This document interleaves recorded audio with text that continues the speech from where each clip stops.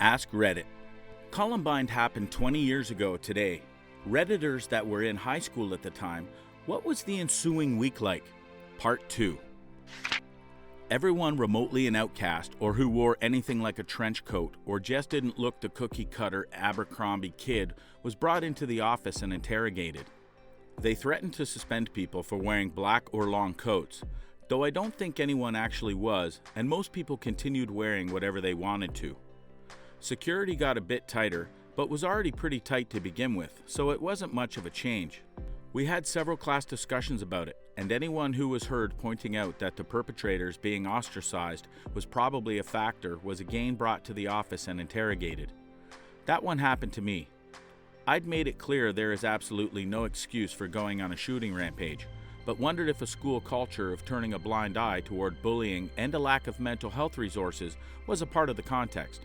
Repeating this to the administrator interrogating me, he basically said, well, if they would just be normal, it wouldn't happen.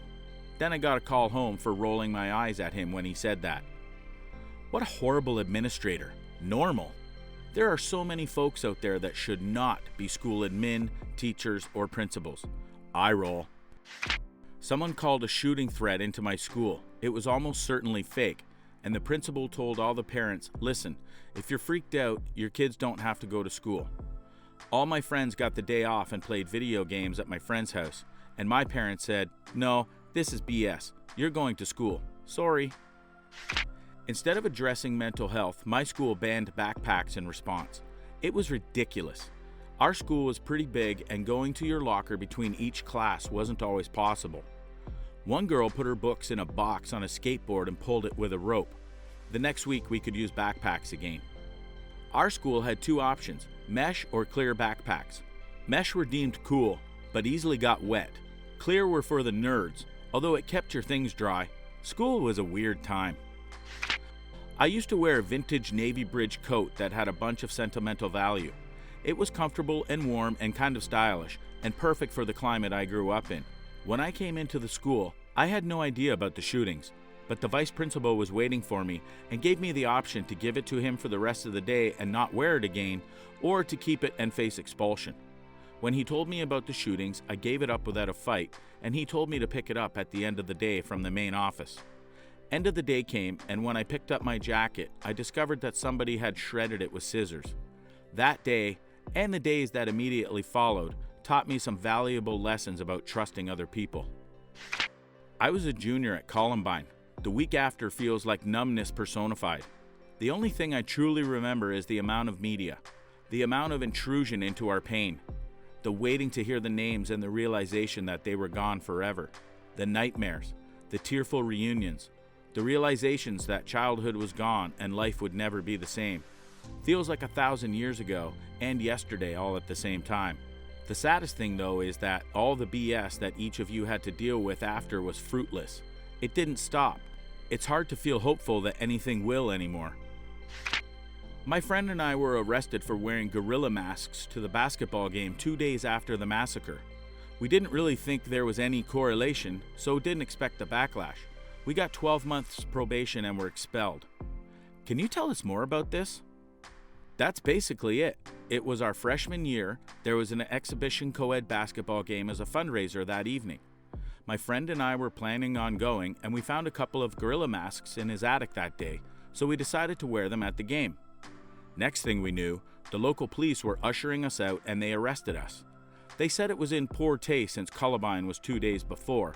And what does that have to do with masks at a basketball game, we wondered. And they charged us with disorderly conduct and a bunch of crap charges like mob action and some random on-school property charges that sounded scary, but which were bound to be dropped in court. The disorderly conduct stuck. We got juvenile probation and the school expelled us. I went back the next year. Tony didn't. He just dropped out and started doing drugs. We both got school shooter reputations, and everyone expected us to be dead or in prison by 25. The faculty treated me accordingly. The local cops hassled us whenever we were out hanging around. I ended up dropping out too and left town. About a quarter of what would have been my graduating class are now dead or in prison, and I'm just here like, who else is pumped for Game of Thrones?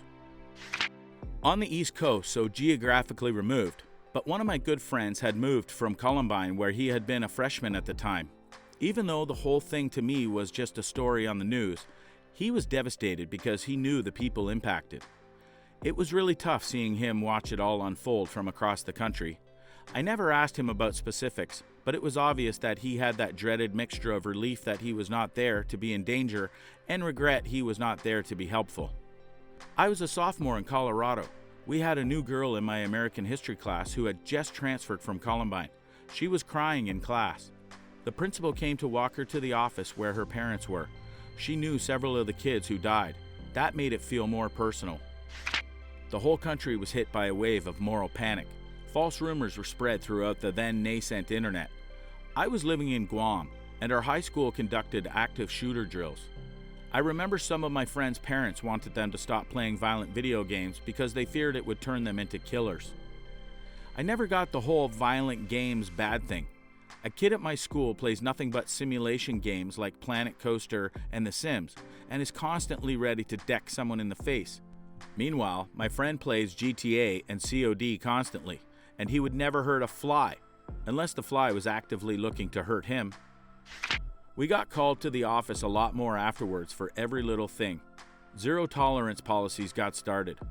Our group of friends was sort of outcasts, but did nothing wrong but drink together on the weekends, maybe smoke some weed if someone had some. Some harmless fun for some kids who had finally found friends, etc. But one of these friends decided to call us Brotherhood, his best friends ever. Makes a logo, nothing crazy, but starts writing it on everything, his notebooks, locker, etc. Then the Columbine happened, and all of us got called into the office over gang-related activities. What is this Brotherhood? What do you guys do?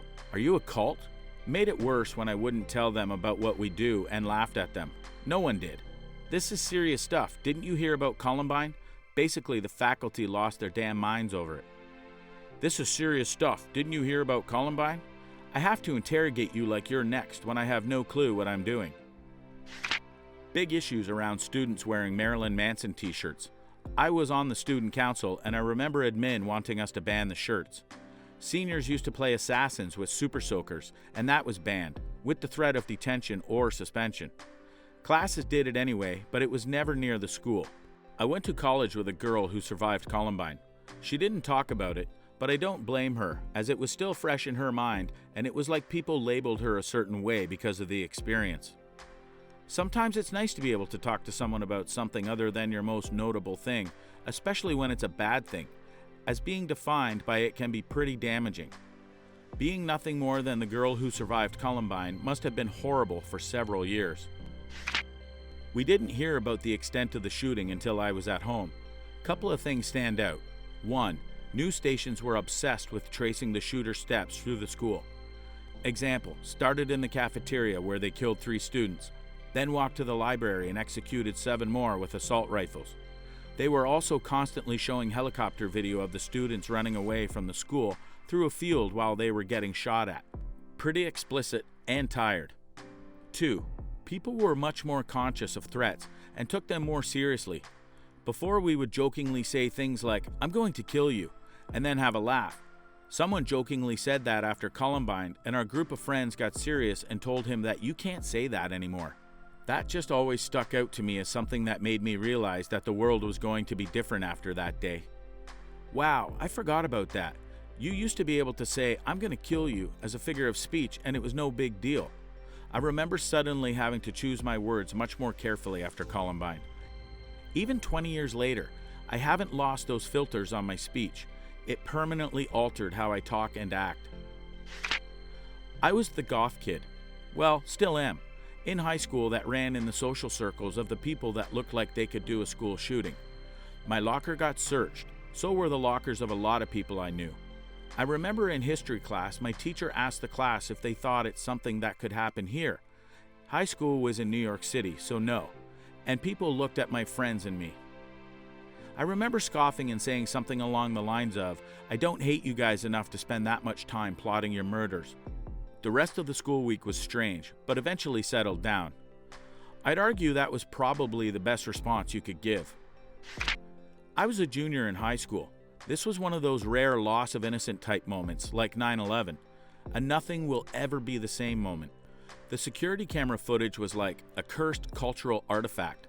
As an adolescent boy, I wasn't very emotional or scared, but I finally knew what the word chilling meant. It was the most haunting image I had ever seen. When an adult teacher could muster anything to say, which wasn't often, we were encouraged to be better to each other. I don't know that anyone was.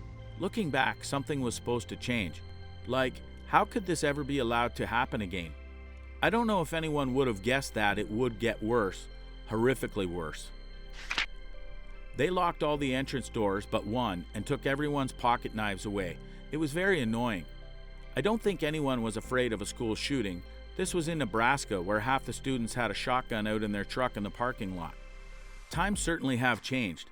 You say it like packing steel, what's the melee equivalent of packing heat, was totally normal, and taking them away was just a short-term emergency inconvenience before going back to knife-wielding business as usual.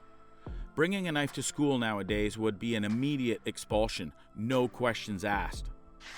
This will get buried, but here goes. I was a freshman. I was homesick from school that day, so I was watching the news live as it was happening. I remember not fully understanding what was going on, and then it hit me like a ton of bricks. When I went back to school, it was awful.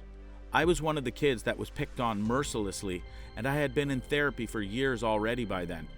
Some kids knew, and the ones that did told the ones that didn't, so I ended up getting it from all angles.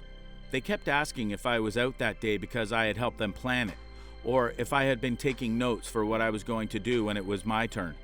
I was slowly losing my grip on reality because they were so horrible. My junior year, I attempted suicide. Shortly after I went back to school, I had to go to a hospital-mandated doctor appointment. It happened to be on the 2-year anniversary when someone had called in an anonymous threat to our school.